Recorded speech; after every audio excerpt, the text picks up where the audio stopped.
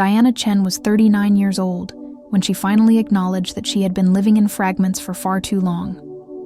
Sitting in her minimalist apartment in Portland's Pearl District, surrounded by sleek furniture and precisely arranged books that screamed control, she stared at the journal entry she'd just written.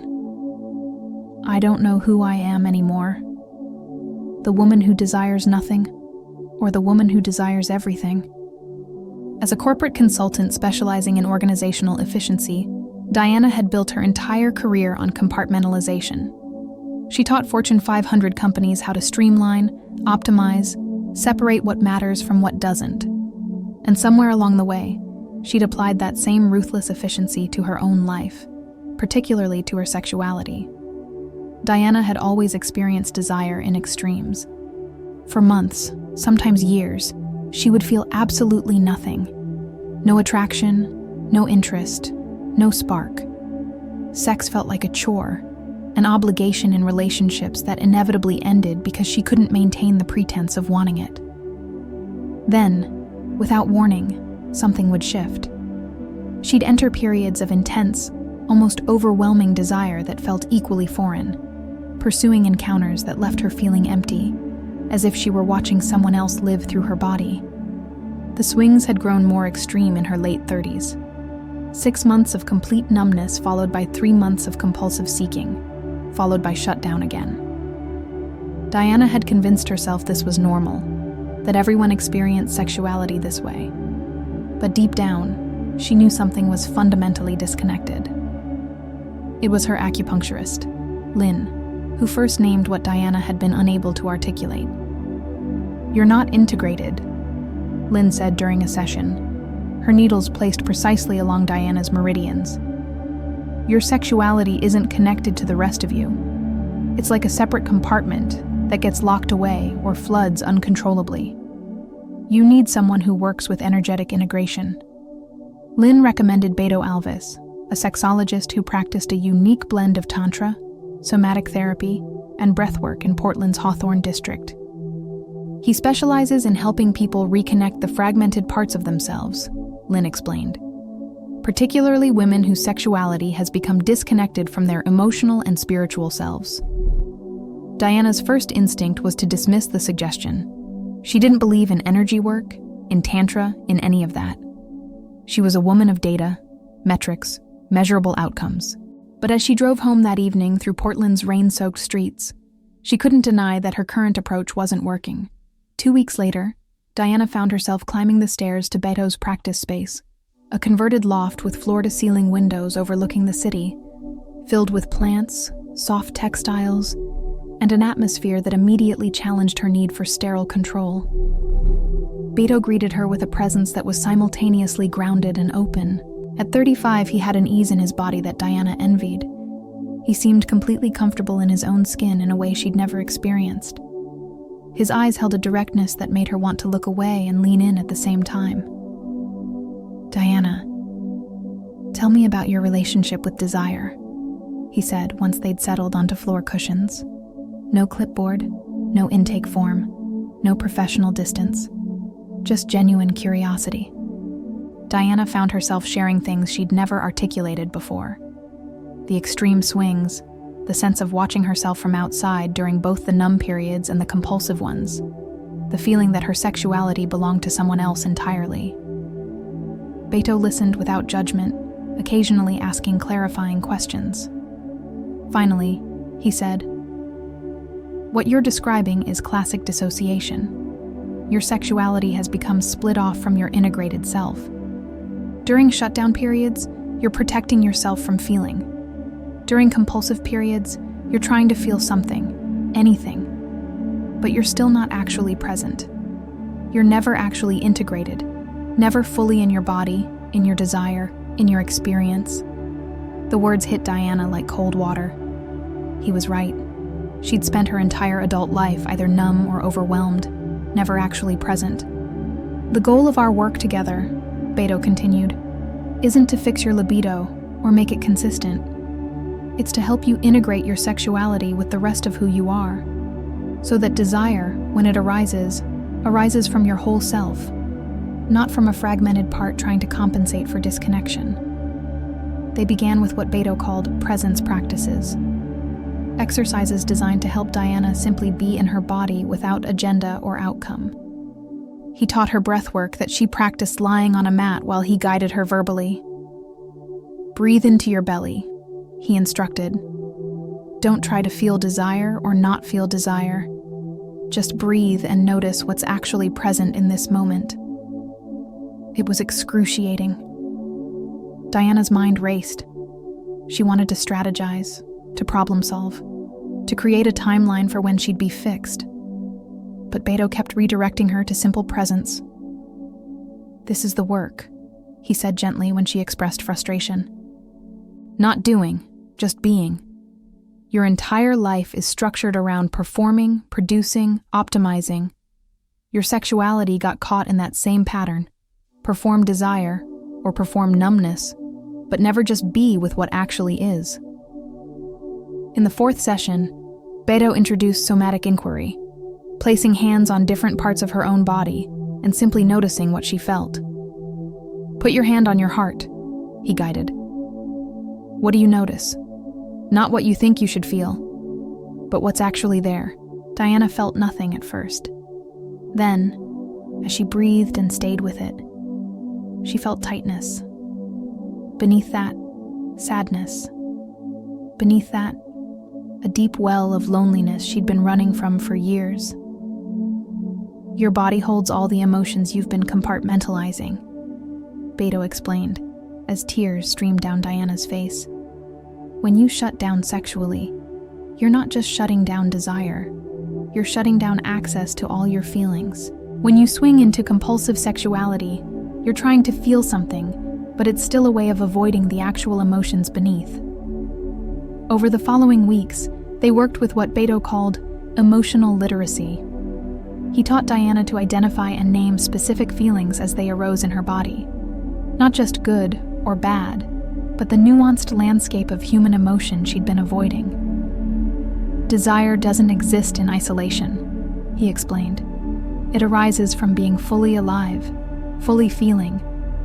When you cut yourself off from sadness, fear, anger, you also cut yourself off from joy, excitement, and yes, desire. Integration means allowing all of it. Diana began practicing daily. She'd sit for 20 minutes each morning, simply feeling whatever emotions were present. At first, it was overwhelming, years of compartmentalized feelings demanding attention. But gradually, something shifted. She began to feel more alive, more present, even in mundane moments. In her 9th session, Diana mentioned that she'd felt a flicker of genuine desire during the week, not compulsive seeking, but authentic attraction to someone she'd met at a coffee shop. It felt different, she said. It came from my whole body, not just from my head or from some disconnected sexual impulse. Beto smiled. That's integration beginning. When sexuality is connected to your integrated self, it has a completely different quality, grounded, embodied, arising naturally, rather than compulsively or shutting down defensively. He introduced movement practices, conscious dance where Diana could explore expressing different emotions through her body. Your culture has taught you that certain emotions are acceptable and others aren't, Beto explained. Particularly for women in professional contexts. You can be competent and pleasant, but not angry, not sexually powerful, not messy. You've learned to fragment yourself to fit those expectations. Diana danced alone in the studio while Beto witnessed without judgment. She moved through anger, grief, joy, sensuality, all the parts of herself she'd compartmentalized. It was simultaneously terrifying and liberating. By the 12th session, Diana noticed significant changes. The extreme swings in her libido were softening. She felt desire more consistently, but it was moderate, connected, arising from genuine attraction rather than compulsion or shutdown. She felt more present in all areas of her life: work, friendships, even simple activities like cooking or walking. It was in the 15th session that Beto mentioned intimate alchemy for the first time. It's a practice I developed specifically for integration work, he explained. For people like you who've been fragmented, it can be powerful to experience sexual intimacy while remaining fully present, fully integrated, fully in your body. It's the opposite of dissociative sex. It's conscious, tantric engagement, where every moment is about deepening presence rather than escaping or performing. Diana felt the familiar urge to compartmentalize, to analyze, to strategize about whether this was appropriate or therapeutic or whatever her mind wanted to label it. But she breathed through that impulse and checked in with her actual feeling. What she felt was curiosity and readiness. Not compulsive seeking, not shut down, just a quiet yes from her integrated self. "I think I'm ready," she said simply. They spent 2 full sessions preparing. Beto explained every aspect of the practice, established clear consent protocols, and helped Diana identify exactly what integration would look and feel like for her. The goal isn't orgasm or any particular experience, Beto emphasized. The goal is to remain fully present, fully in your body, fully feeling throughout the entire experience. When you notice yourself starting to dissociate, to watch from outside, to perform, to disconnect, you use breath and awareness to come back to presence. The intimate alchemy session took place on a rainy Portland afternoon, the sound of water against windows creating a cocoon of intimacy.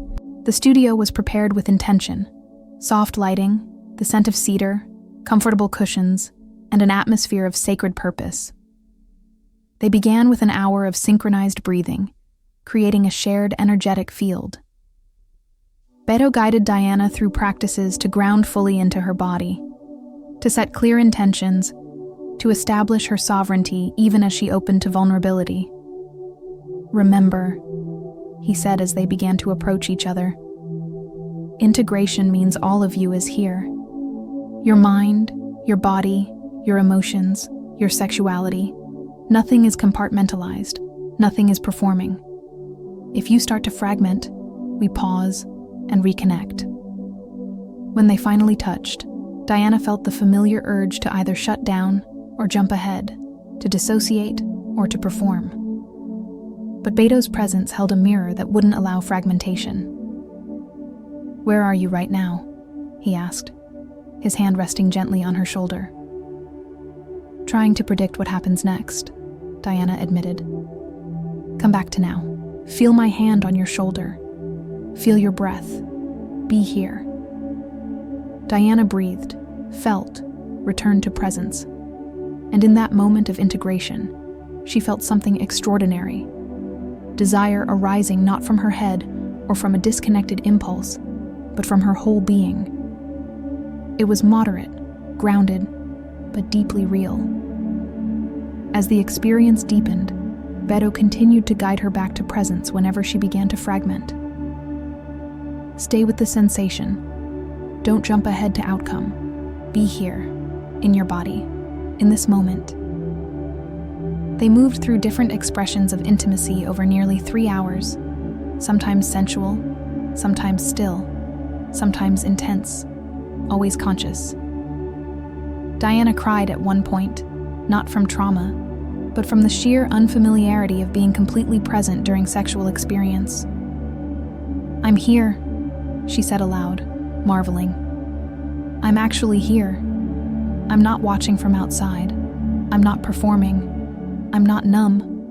I'm just here."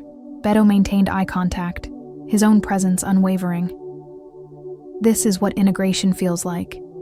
Your sexuality connected to your emotions, your mind, your body, your spirit. Nothing compartmentalized, everything whole."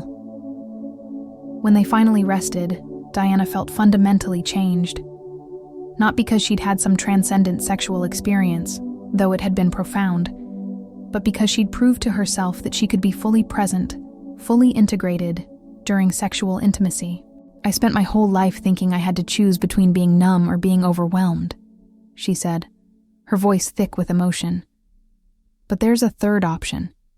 Being integrated, being whole, being present with whatever actually is." The months following intimate alchemy were transformative.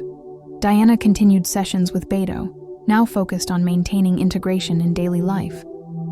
He taught her practices for staying connected to her body, for noticing when she started to compartmentalize, for choosing presence over performance. Her sexuality transformed completely. The extreme swings stopped. She experienced desire that arose naturally from her integrated self, sometimes stronger, sometimes gentler, always connected to her actual experience rather than to patterns of shutdown or compulsion. But the changes went far beyond sexuality. Diana's entire approach to life shifted. At work, she found herself bringing more of her authentic self instead of just her professional persona. She started painting again, something she'd abandoned in college because it wasn't productive. She developed friendships that went deeper than surface networking. She started dating someone she met at a gallery opening, a relationship that unfolded slowly, with genuine presence rather than the extremes of avoidance or intensity that had characterized her past relationships. 6 months after her final session with Beto, Diana returned for a closing conversation. Sitting in the familiar studio space, she reflected on how profoundly her life had changed. "You know what's most surprising?" she said. "I came to you thinking I had a libido problem, that I needed to fix my inconsistent desire. But my libido was never the problem. It was just the most obvious symptom of living in fragments, of disconnecting from myself to meet expectations of who I should be." Beto nodded. "That's the deepest work, recognizing that sexuality isn't separate from the rest of who you are. When you integrate all the parts you've compartmentalized, desire naturally finds its right place in your life." Diana looked out the windows at the Portland skyline, rain creating patterns on the glass. She thought about the woman who'd climbed these stairs 6 months ago, so controlled, so fragmented, so convinced that the solution was better management of her symptoms. That woman had believed integration was impossible, that being fully present was impractical, that compartmentalization was strength. Now Diana understood. Integration wasn't about losing control or becoming messy or unprofessional. It was about being fully human in all contexts, bringing her whole self to every experience, including sexuality. The intimate alchemy session had been the crucible where she proved she could maintain integration even in vulnerability, even in intensity, even in the exact situations where she'd always fragmented before. As she drove home through Portland's rain, Diana felt a profound sense of wholeness. Her sexuality was no longer either a shutdown defense or a compulsive escape. It was simply one aspect of her integrated self, arising naturally, expressed authentically, connected to her emotional, mental, and spiritual reality. She still used her organizational skills at work, but now she brought creativity, intuition, and emotional intelligence alongside efficiency. She still valued clarity and structure, but now she allowed space for ambiguity, for feeling, for being rather than just doing. Diana pulled into her parking space and sat for a moment, her hand resting on her heart. The same practice Beto had taught her months ago. She felt her heartbeat, steady and strong. And beneath that, she felt the quiet hum of desire that was neither overwhelming nor absent, but right-sized, integrated, authentically hers. She was no longer fragments pretending to be whole. She was actually whole, complex, contradictory, fully human, fully alive.